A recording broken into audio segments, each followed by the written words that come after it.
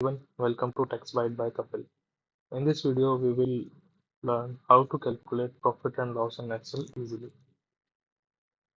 So let's start. Here you can see we have a data of a company where we have revenue for 2022 and revenue for 2023, and we wanted to calculate whether the profit has happened or the loss. So how to achieve that? Simply, we will select revenue of 2023 minus revenue of 2022, and this will be divided by revenue of 2022. So what will happen? If it is positive, then it means the profit has incurred, and if it is negative, then that means loss has happened. So as you can see, in Delhi and Haryana we have profit, so we'll just select that as green. In J&K we have profit as it is in positive value, and HP we have profit. The rest, Punjab, UP and MP, we have losses.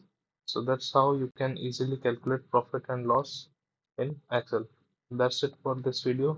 Please like, comment, share and subscribe to my channel.